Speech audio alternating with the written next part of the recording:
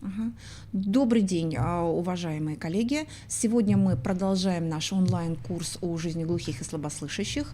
И сегодняшняя тема нашего вебинара – это сопровождение образовательного процесса, индивидуальные маршруты обучения детей с ОВЗ, с тяжелыми нарушениями речи и с нарушением слуха. Сегодня с вами опять будет Валентина Ивановна Есева, дефектолог специальной коррекционной школы номер 40 города Сыктывкара, номер 4, простите, весьма уникального учреждения нашей республики, в котором обучаются детки с 1 класса до 9 с нарушениями слуха. И с прошлого года у них началось обучение для детей с тяжелыми нарушениями речи. Сейчас Валентину Ивановну прошу занять мое место. Удачно всем поработать.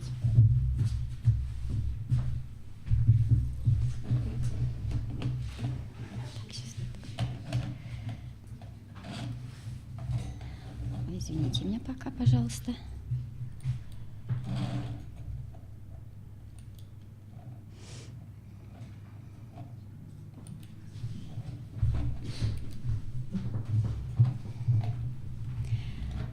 Добрый день, уважаемые слушатели.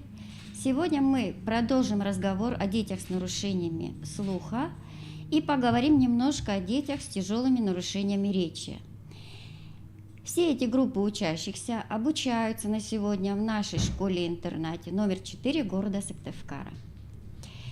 Начнем мы с того, что 1 сентября 2016 года вступили в силу образовательные стандарты начального общего образования для обучающихся с ограниченными возможностями здоровья. Это приказ Минобрнауки России от 19 декабря 2014 года номер 1598. И на сегодня это основополагающий документ для организации работы образовательных организаций для обучающихся с ОВЗ. Что такое федеральный образовательный стандарт начального общего образования? Что он из себя представляет? Это совокупность обязательных требований при реализации адаптированных основных общеобразовательных программ начального общего образования в организациях, осуществляющих образовательную деятельность. На основе настоящего стандарта разрабатываются адаптированные основные общеобразовательные программы для обучающихся с ОВЗ с учетом особенностей психофизического развития, индивидуальных возможностей и обеспечивают коррекцию нарушений развития и их социальную адаптацию. Стандарт обучающихся с ОВЗ учитывает их возрастные, типологические и индивидуальные особенности и особые образовательные потребности. Предметом регулирования стандарта являются отношения в сфере образования следующих групп обучающихся с ограниченными возможностями здоровья. Это глухие, первая группа, слабослышащие, поздно оглохшие, вторая, слепые, слабовидящие, с тяжелыми нарушениями речи, с нарушениями опорно-двигательного аппарата с задержкой психического развития, с расстройствами аутистического спектра и со сложными дефектами. Мы поговорим о категории глухих и слабослышащих. К категории глухих относятся дети со стойким двусторонним нарушением слуха, с врожденной или возникшей до овладения речи потери слуха, естественный ход развития словесной речи, которых оказывается невозможным. Без специальной систематической психолого-педагогической помощи весь дальнейший путь психофизического развития таких детей становится весьма своеобразным и существенно ограничивает их в социальной адаптации. За последние десятилетия среди глухих выделилась еще группа детей, перенесших операцию по кохлеарной имплантации. Наиболее полноценное развитие глухих детей достигается при раннем, с первых месяцев жизни, выявлении нарушений слуха, слухопротезирования и комплексной медико-психолого-педагогическом сопровождении сразу после установления диагноза. При обеспечении качественного образования на всех ступенях с учетом структуры нарушения, уровня общего речевого развития, индивидуальных особенностей и возможностей каждого ребенка. Глухие обучающиеся – это неоднородная по составу группа детей. Мы с вами об этом как-то уже говорили. Разные категории глухих детей различаются особыми образовательными потребностями и определяют особую логику построения учебного процесса, находят свое отражение в структуре и содержании образования. Первая группа глухих – это глухие обучающиеся, которые достигают к моменту поступления в школу уровня общего речевого развития, близкого к возрастной норме. Этому способствует ранее комплексная медико-психолого-педагогическая помощь и качественное дошкольное образование. Эти дети имеют положительный опыт общения со слышащими сверстниками, могут при специальной психолого-педагогической помощи получить образование, сопоставимое по конечным достижениям с образованием слышащих и нормально развивающихся сверстников, находясь в их среде и в те же календарные сроки. Это 1 и 4 классы начальной школы. Вот эта группа глухих обучающихся находится в так называемой инклюзии, то есть обучаются совместно со слышащими сверстниками по той же программе в тех же временных рамках. По федеральным стандартам это вариант программы 1.1. Еще раз повторяю, что вариант этот адресован для глухих детей со слуховыми аппаратами или имплантами, которые достигают к моменту поступления в школу уровня психофизического развития, в том числе речевого, близкого к возрастной норме. Имеют положительный опыт общения со слышащими сверстниками, понимают простую обращенную устную речь, при этом собственная речь детей глухих тоже внятная и понятная собеседнику. Это очень важно. Обязательным является систематическая, специальная и психолого-педагогическая поддержка этих детей коллективом учителей, родителей, детским коллективом и уверенность самого обучающегося, способного установить полноценные социальные связи с окружающими людьми. Психолого-педагогическая поддержка для таких детей предполагает помощь в формировании полноценных социальных жизненных компетенций, развитие адекватных отношений между ребенком, учителями, одноклассниками и другими обучающимися, а также родителями, работу по профилактике внутриличностных и межличностных конфликтов в классе, школе, поддержание эмоционально комфортной обстановки.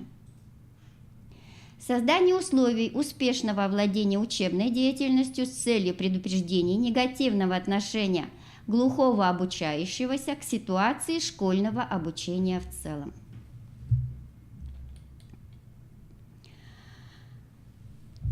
Выбор оптимальных условий для получения образования глухих с кохлеарными имплантами при выборе варианта 1.1 зависят от уровня общего и речевого развития, индивидуальных особенностей. В дальнейшем условия получения образования могут измениться с учетом достижения обучающимися в области слухово-речевого развития, сформированности личностных, метапредметных и предметных компетенций. То есть, если ребенок глухой, со слуховым аппаратом или с имплантом не будет справляться с вариантом программы 1.1, то по решению родителей и по рекомендациям ЦМПК ребенок может поменять свой образовательный маршрут и перейти на следующий вариант программ для глухих – это вариант 1.2.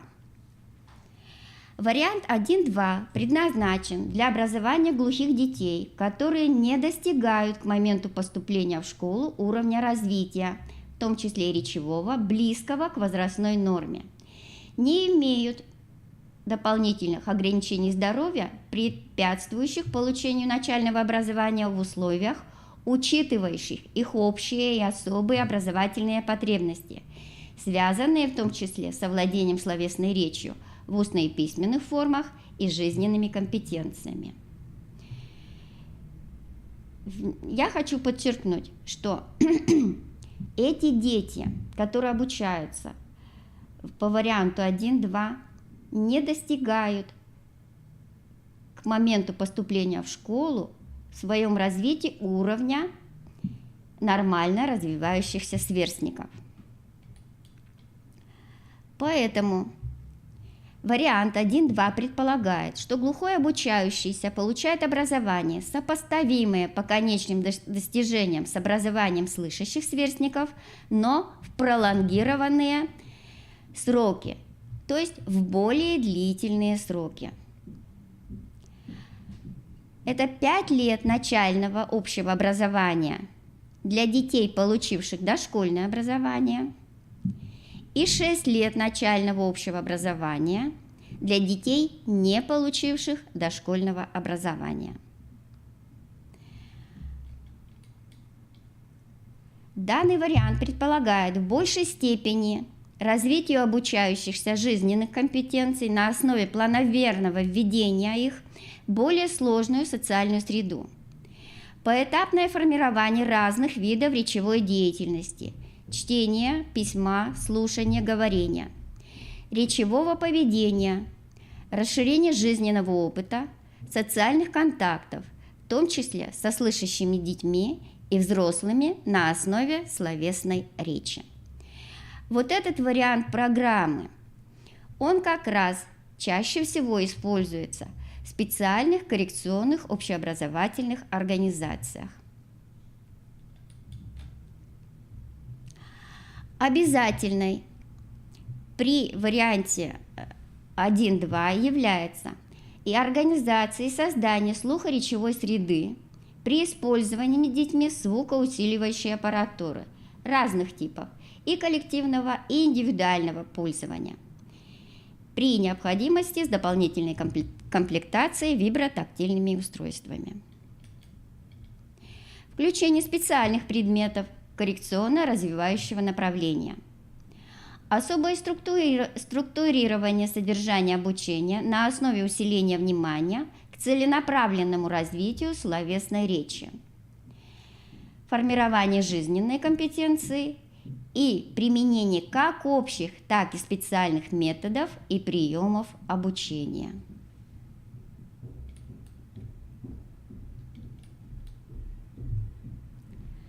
Следующий вариант программы для глухих детей – это вариант 1.3. Он предполагает, что глухой обучающийся получает образование, которое по содержанию и итоговым достижениям не соотносится к моменту завершения школьного обучения с содержанием и итоговыми достижениями глухих сверстников, не имеющих дополнительные ограничения по возможностям здоровья в пролонгированные сроки. Хотя данный вариант также предполагает длительность сроков обучения. Начальная школа также это 1 и 6 классы. Но тем не менее, дети, которые обучаются по этому варианту, они не достигают уровня развития с глухими сверстниками, не имеющими дополнительного ограничения по здоровью.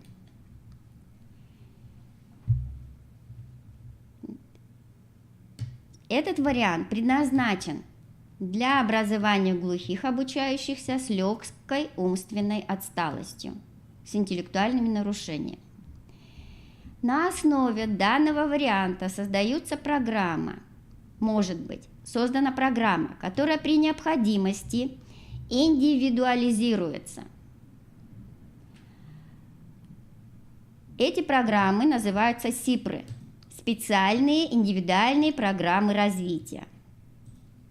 К этим программам может быть создано несколько учебных планов, в том числе индивидуальные учебные планы, учитывающие образовательные потребности групп или отдельных глухих обучающихся с умственной отсталостью, интеллектуальными нарушениями.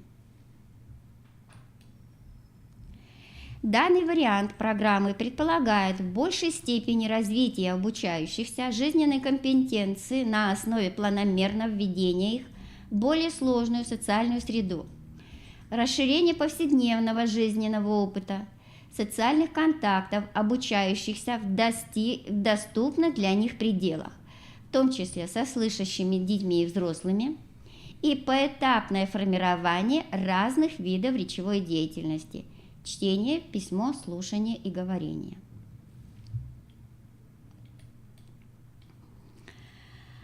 Также при обучении по этому варианту обязательно является постоянное пользование обучающейся звукоусиливающей аппаратурой разных типов и коллективного, и индивидуального пользования.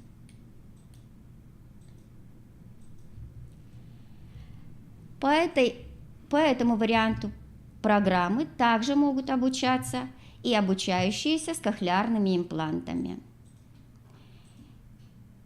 И выбор варианта также будет зависеть от уровня общего речевого развития, индивидуальных особенностей этих детей.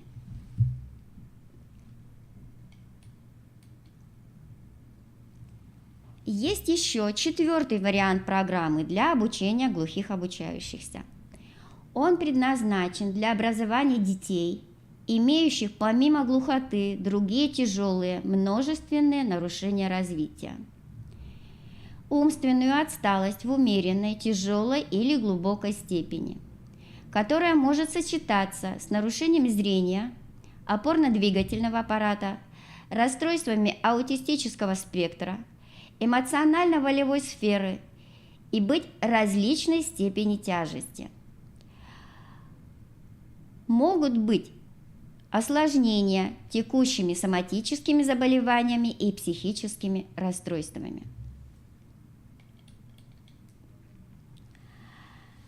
Вариант 1.4 предполагает, что глухой обучающийся получает образование, которое по содержанию и итоговым достижениям не соотносится к моменту завершения школьного обучения с содержанием и итоговыми достижениями глухих сверстников, не имеющих дополнительные ограничения по возможностям здоровья в пролонгированные сроки.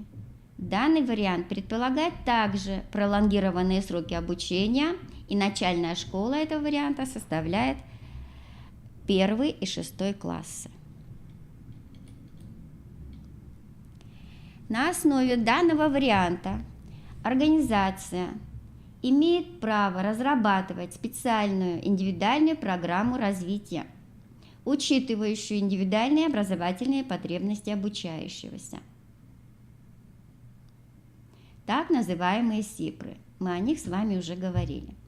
Также данный вариант программы предполагает планомерное введение обучающихся в более сложную социальную среду, дозированное расширение повседневного жизненного опыта и социальных контактов обучающихся в доступных для них пределах, в том числе работа по организации регулярных контактов таких детей с нормально слышащими детьми и взрослыми.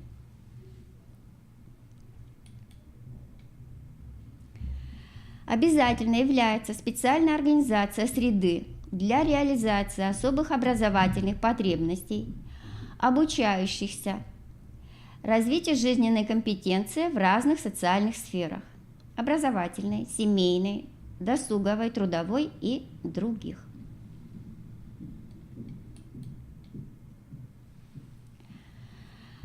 Также обязательны специальные условия обучения и воспитания, включающие использование с учетом медицинских показаний звукоусиливающей аппаратуры разных типов, коллективного и индивидуального пользования и дополнительных ассистивных средств при наличии тяжелых нарушений зрения опорно-двигательного аппарата и других нарушений в развитии.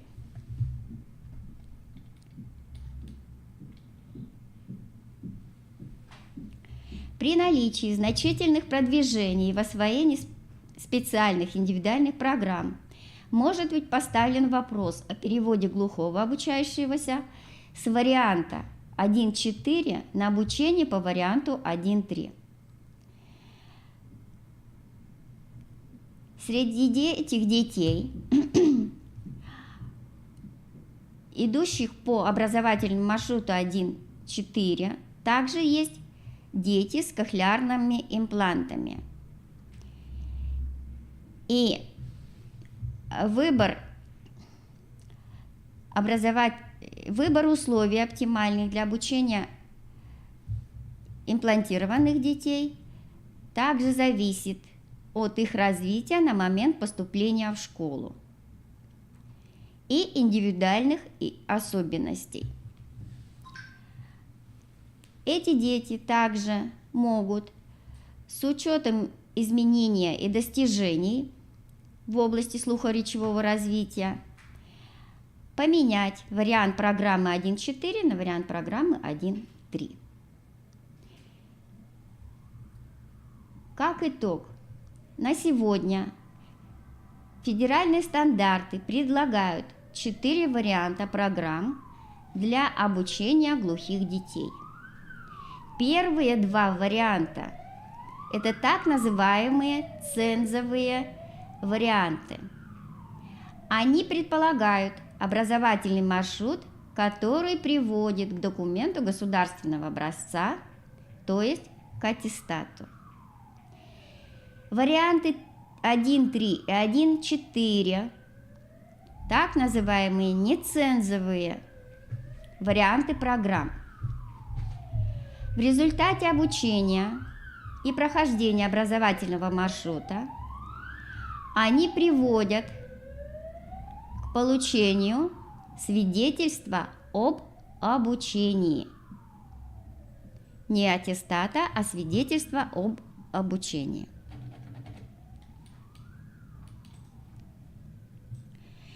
Следующая группа детей с нарушением слуха – это слабослышащие дети. Слабослышащими называют детей с тугоухостью. Тугоухость – это стойкое понижение слуха, вызывающее затруднения в восприятии речи. Тугоухость может быть выражена в различной степени, от небольшого нарушения восприятия шепотной речи до резкого ограничения восприятия речи разговорной громкости. При тугоухости у ребенка возникают затруднения в восприятии и самостоятельном овладении речью. Однако остается возможность овладения с помощью слуха хотя бы ограниченным и искаженным составом слов. С учетом состояния речи выделены 2 категории слабослышащих детей. Это слабослышащие дети, которые к моменту поступления в школу имеют тяжелое недоразвитие речи. Речь их может состоять из отдельных слов, коротких фраз, неправильно построенных, и имеющих грубые лексические нарушения и аграмматизма. И вторая группа слабослышащих детей, владеющих развернутой фразовой речью с небольшими отклонениями в грамматическом строе и фонематическом оформлении. Таким образом, слабослышащие дети, и к этой же группе относятся позднооглохшие обучающиеся, это неоднородная по составу группа детей. Так же, как и глухих.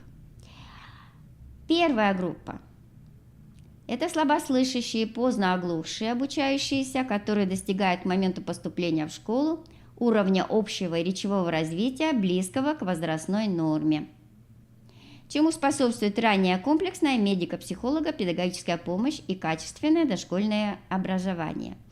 Эти дети имеют положительный опыт общения со слышащими сверстниками, могут при специальном психолого-педагогическом сопровождении получить образование, сопоставимое по конечным достижениям с образованием слышащих и нормально развивающихся сверстников, находясь в их среде и в те же календарные сроки. Вот этот вариант программы, он сопоставим с вариантом 1.1 для глухих детей, потому что слабослышащие, позднооглохшие при этом обучаются совместно со слышащими сверстниками. Но вариант программы для слабослышащих – это вариант 2.1. Он предназначен для образования слабослышащих позднооглохших обучающихся со слуховыми аппаратами или имплантами, которые к моменту достижения, я уже сказала, поступления в школу достигли уровня развития, близкого к возрастной норме, и владеют речью, внятной и понятной для окружающих.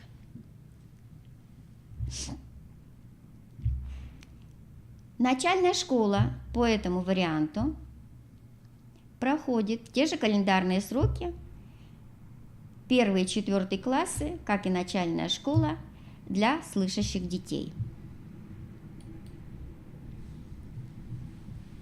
Для детей, обучающихся вместе со слышащими сверстниками, обязательным является систематическая специальная психолого-педагогическая поддержка коллектива учителей, родителей, детского коллектива, ну и уверенность в себе самого обучающегося.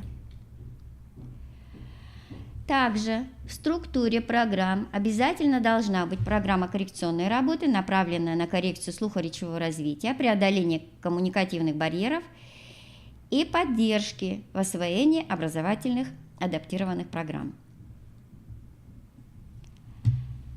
Среди детей, слабослышащих позднооглохших, также могут быть обучающиеся с кохлеарными имплантами.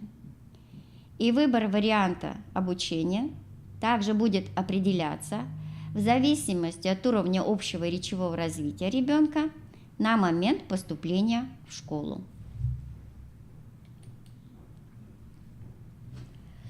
Если ребенок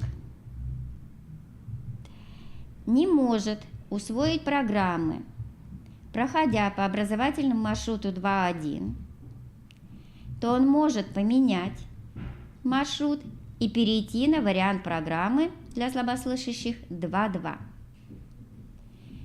Этот вариант предназначен для слабослышащих и позднооглохших детей, которые не достигают к моменту поступления в школу уровня развития, в том числе речевого, близкого к возрастной норме, но не имеют дополнительных ограничений здоровья, препятствующих получению начального образования в условиях, учитывающих и общие, и особые образовательные потребности, связанные в том числе с овладением словесной речи в устной письменной формах и жизненными компетенциями. Этот вариант 2.2 предполагает, что слабослышащий, позднооглохший обучающийся получает образование в пролонгированные сроки, то есть более длительные сроки, сопоставимые по итоговым достижениям к моменту завершения школьного обучения с образованием слышащих детей. То есть, опять же, варианты 2.1 и 2.2 – это цензовое образование, и этот образовательный маршрут ведет ребенка к получению документа государственного образца, то есть аттестата об образовании. По данному варианту обучения создаются два отделения. Первое отделение для учащихся с легким недоразвитием речи и второе отделение для учащихся с глубоким недоразвитием речи. Нормативный срок обучения в первом отделении для начальной школы составляет 4 года. Во втором отделении или 5 лет, 1-5 классы, или 6 лет за счет введения первого дополнительного класса. Выбор продолжительности обучения за счет введения первого дополнительного класса остается за образовательной организацией, исходя из возможностей региона подготовки слабослышащих и позднооглохших детей к обучению в школе. Ну, к примеру, в нашей школе-интернате этот первый дополнительный класс, он всегда есть, потому что на сегодня у нас нет дошкольной организации специальной для обучения и воспитания слабослышащих, поздноглухших и глухих дошкольников.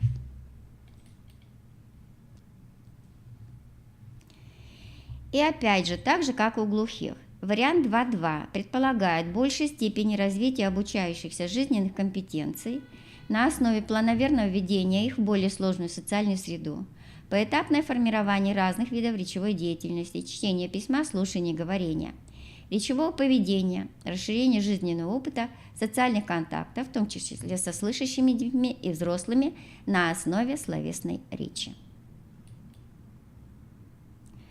Обязательно является также организация и создание слухо-речевой среды, использование звукоусиливающей аппаратуры разных типов, включение в программу обязательно специальных предметов коррекционно-развивающего направления, особое структурирование содержания обучения на основе усиления внимания к целенаправленному развитию словесной речи, формирование жизненных компетенций, а также применение как общих, так и специальных методов, приемов обучения. Следующий вариант – это вариант 2.3. Предназначен для образования слабослышащих и поздно оглохших обучающихся с легкой умственной отсталостью, интеллектуальными нарушениями. На основе данного варианта при необходимости могут создаваться специальные индивидуальные программы развития, в которых могут быть созданы несколько учебных планов, в том числе индивидуальные учебные планы, учитывающие образовательные потребности групп или отдельных обучающихся с умственной отсталостью.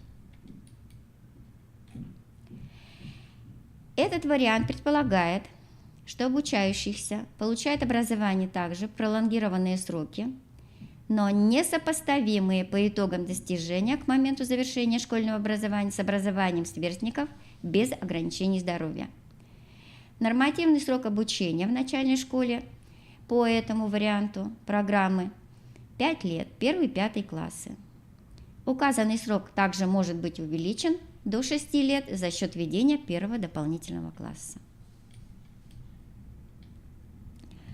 Ну и также выбор продолжительности обучения остается за образовательной организацией. В сравнении с глухими вариантов программ для слабослышащих меньше. Если у глухих было 4 варианта, то у слабослышащих их всего 3. 2.1, 2.2 и 2.3. Но если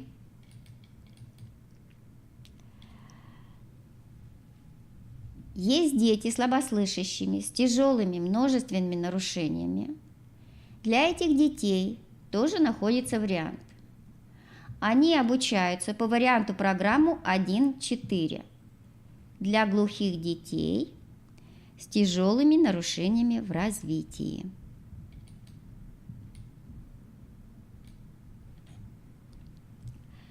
Мы закончили разговор о детях с нарушениями слуха.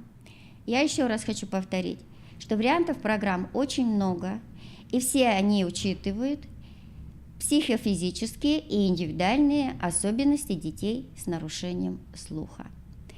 И наша школа-интернат предлагает образовательные услуги по всем вариантам образовательных маршрутов.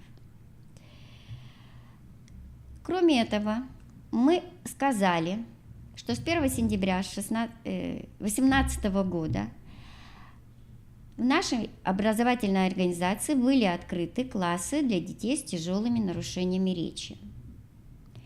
В федеральных стандартах это варианты программ 5.1 и 5.2. Вариант программ 5.1 предполагает, что обучающиеся с тяжелыми нарушениями речи получают образование полностью соответствующее по итоговым достижениям сверстникам с нормальным речевым развитием. Дети с ТНР находятся и в их среде, и обучаются в те же сроки обучения. 1-4 классы начальной школы.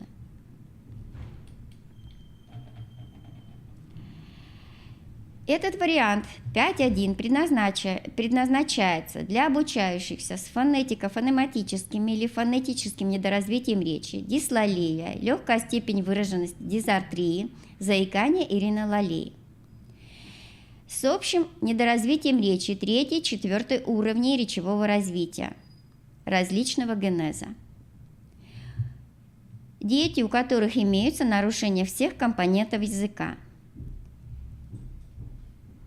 Кроме устной речи, также нарушение чтения и письма.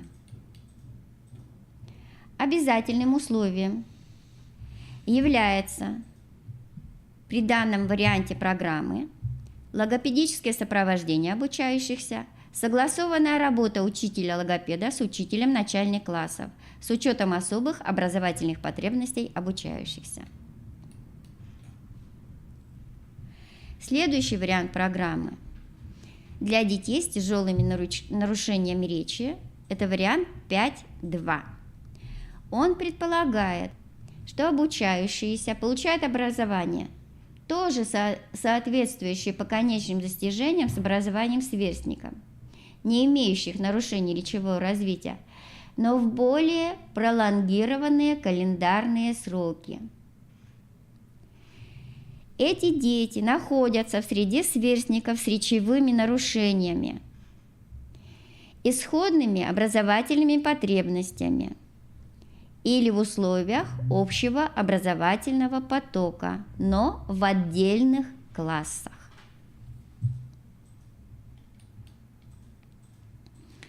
Сроки освоения программ для обучающихся составляют в первом отделении 5 лет, 1 дополнительный и 4 классы, во втором отделении 4 года, 1-4 классы. Для обучающихся с тяжелыми нарушениями речи, не имеющих дошкольной подготовки или по уровню своего развития не готовых к освоению программ 1 класса, предусматривается 1 дополнительный класс. Выбор продолжительности обучения остается за образовательной организацией.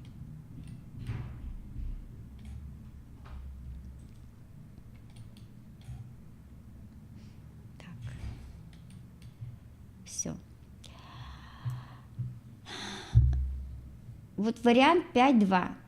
Он тоже предусматривает создание индивидуальных учебных планов с учетом особых образовательных потребностей групп или отдельных обучающихся с ТНР с 1 уровнем речевого развития, характеризующихся отсутствием общеупотребительной речи, имеющих выраженный дефицит сенсорного языкового развития, ярко выраженные коммуникативные барьеры, препятствующие установлению речевого взаимодействия с окружающими. Основной целью этих программ является формирование жизненной компетенции этих учащихся, вовлечение их в речевое и социальное взаимодействие с родителями и сверстниками через интенсивное развитие форм и способов невербальной и доступной вербальной коммуникации.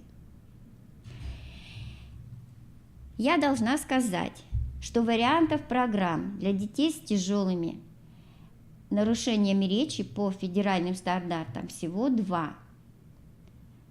То есть там нет программ для детей с умственной отсталостью.